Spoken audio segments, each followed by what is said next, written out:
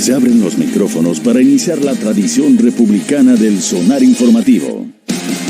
Comienza el Jueves de Mayol. Son las 8 de la mañana con 41 minutos. Alberto Mayol, ¿cómo estás? Buen día.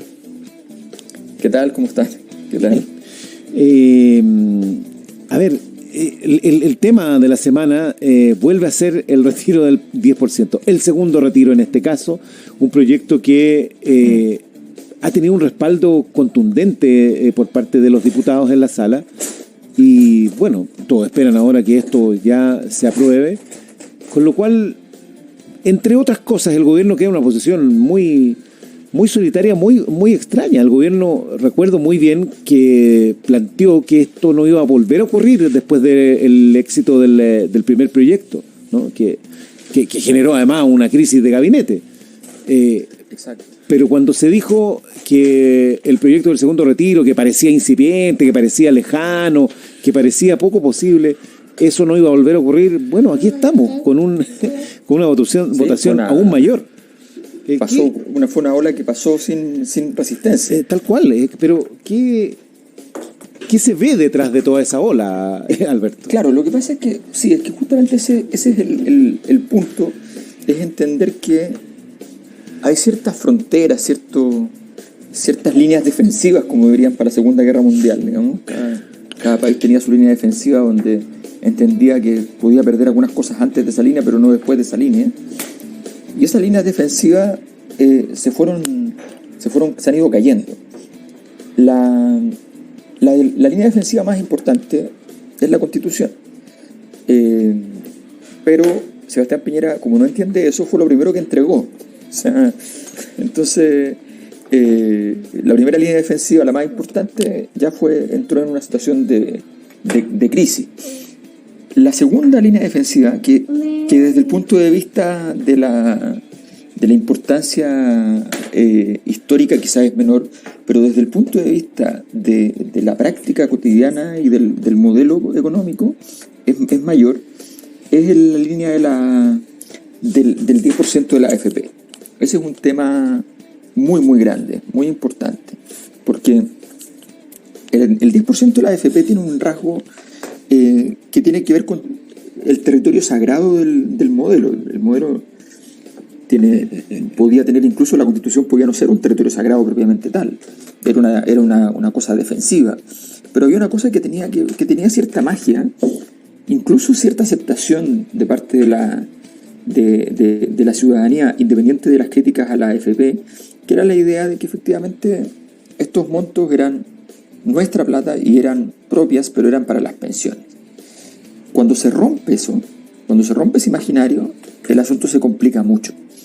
Y es ahí donde surge el tema de que se quiebra por completo un elemento que era un tabú, era algo imposible, inaceptable, intocable.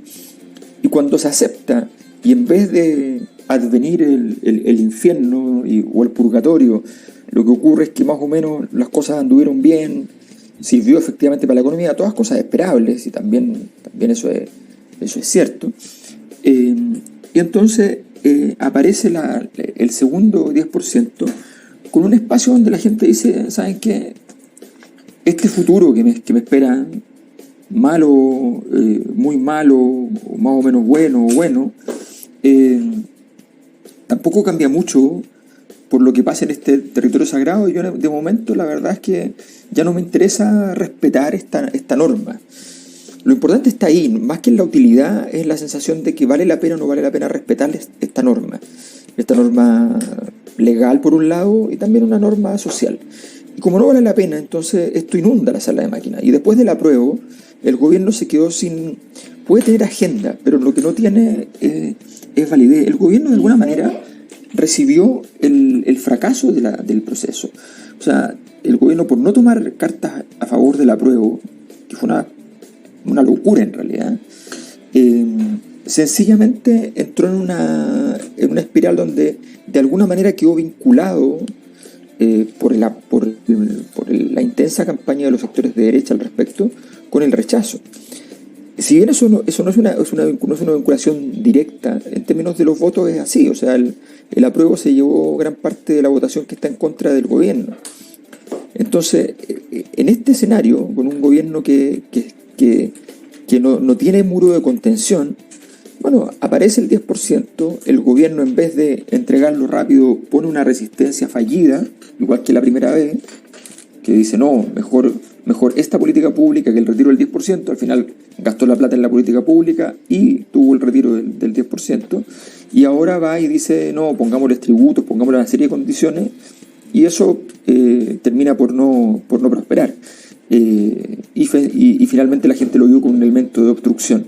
Entonces, finalmente, esto es una señal muy clara del debilitamiento y de que la llegada de Delgado, en el fondo, es una llegada que es interesante porque viene a plantear la posibilidad de que el gobierno haga otra cosa. La pregunta es, si el gobierno hace otra cosa, ¿es el gobierno o no es el gobierno? Esa es la pregunta. Pero ¿qué puede hacer? Si está en el suelo, digamos. Bueno, tiene que hacer otra cosa. El punto de fondo es que aquí hay un dilema que siempre ocurre con estas situaciones de crisis, y que las dos partes tienen razón. ¿Ya? Esta discusión en la derecha, la primera vez que se dio fue la disputa cuando viene el 2011 y aparece la disputa dentro de la UDI entre Jovino Novoa y Pablo Longueira. Pablo Longueira decía, tracemos una línea que divida las prácticas incorrectas de las empresas de las prácticas correctas, sancionemos moral o legalmente un par de empresas y establezcamos de que son excepciones y el resto queda legitimado. Y la tesis de Jovino Novoa era, si tú la frontera entre lo legítimo y lo legítimo la corres en favor de los rivales, en el fondo, y entregas empresas, después te van a correr la línea de nuevo, de nuevo y de nuevo. Los dos tienen razón. Eso es lo interesante. En las crisis, los dos tienen razón y ninguna de las soluciones sirve. Ese es el problema de las crisis. Entonces, claro, los dos tienen razón. O sea, legítimamente la Roulette dice, no nos movamos un centímetro. Porque ¿para qué nos vamos a mover un centímetro si ya estamos aquí en una situación desesperada y si empezamos a ceder? Mira, pongámonos un ejemplo, mira cómo terminó Gorbachev por moverse. Entonces, cuando la legitimidad es muy baja, moverse también es una muy mala señal si lo haces tarde. Claro. Cuando debiste hacerlo 10 años antes. Es que se puede poner exactamente el mismo ejemplo. Mira cómo terminó Gorbachev por no moverse a tiempo. Mira cómo terminó Gorbachev por no moverse a tiempo, y cuando se movió ya era tan tarde, claro, que su movimiento fue hipertrófico. O sea, en vez de ser un movimiento delicado como él pretendía, se transformó en una cosa gigante, pero no porque él quisiera. Claro. Ya, pero tú tienes que gobernar. O sea, lo que se ve hoy día es una inacción que tampoco es digamos, que también tiene sus consecuencias. O sea, hoy día, por ejemplo, el Senado ya está tomando la decisión de retomar la discusión del proyecto de pensiones por su cuenta, sin esperar las indicaciones del gobierno. El gobierno que sí, parece que se termina antes de tiempo, no solo un pato cojo, sino que no se ve una reacción más allá de condenar de condenar el populismo, por ejemplo, o de mantenerse, como tú dices, sin hacer, digamos, lo que podría convertirse después en un error mucho mayor. Tiene que gobernar el gobierno. Claro, lo que pasa es que la pregunta es, cuando tú tienes un déficit de capacidad de gobierno muy grande, la pregunta es ¿cómo empujas esa capacidad de gobierno? ¿Cómo empujas esa capacidad de gobierno para que efectivamente puedas gobernar? La verdad es que en el gobierno ese arte de manejar en tiempos de crisis la capacidad de aumentar la potencia gubernativa no es un arte muy fuerte. O sea, en general, los nombres por duros, por blandos, en general, el único que tenía ese arte, habrá que decirlo, es Mañalich. Entonces, mientras Mañalich estuvo a cargo del buque en la práctica, el gobierno tuvo muchas polémicas, muchos problemas, pero tuvo gobierno. desde que Mañalich sale, sencillamente se les acaba la capacidad de gobierno. Y claro, tú puedes tener días mejores. Y ahí es donde reina la confusión, cuando la gente no maneja como el código de lo que significa manejar una crisis. Hay días mejores. Esos días mejores pueden ser los peores, en realidad.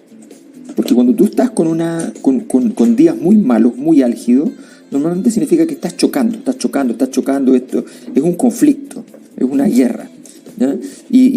Pero significa que tienes capacidad de respuesta, porque estás peleando, estás en agonía. La palabra agonía viene de lucha. Pero los días buenos, aparentemente buenos porque está tranquilo, no tienes idea de lo que está pasando detrás. Lo que está pasando detrás es que tus diputados empiezan a mirar para el frente y dicen, pucha, ¿para qué me quedo acá? Si acá todo se va a ir al carajo. Tus candidatos presidenciales empiezan a mirar para el frente y dicen, ¿yo para qué me quedo acá? Yo tengo que buscarme la vida. Y todo empieza a girar hacia otro lugar. Entonces, en los días tranquilos es donde se determinan las condiciones estructurales finalmente en crisis como esta. Y eso es lo que le está pasando al gobierno, que tuvo un par de semanas en que sentía que más o menos la sensación en el gobierno no era mala, era como, oye, pero estamos logrando instalar agenda. Sí, logramos meter este tema y claro, salió al final un poco mal, pero por lo menos nos hicieron caso y, en fin, no está instalando el tema la calle. No, pero si la calle ya ganó, ahora la calle está en el Congreso. Entonces ahí es donde el gobierno no lee la magnitud de la situación. Efectivamente queda mucho al gobierno, queda mucho. O sea, de repente uno habla con cualquier persona y te dicen, no, pero al gobierno ya le queda poco, porque ya como que se imaginan que el gobierno ya el próximo marzo ya se va. Porque la sensación de un gobierno tan agotado, entonces le dicen, no, se le queda un año y tanto. Entonces, pero ¿cómo? No, esto no puede ser. Entonces no están las condiciones estructurales para que en estas condiciones llegue efectivamente con un mínimo de dignidad al final. Y si al gobierno, y esto lo interesante no es lo que pase con la oposición, lo interesante es lo que pase dentro del gobierno.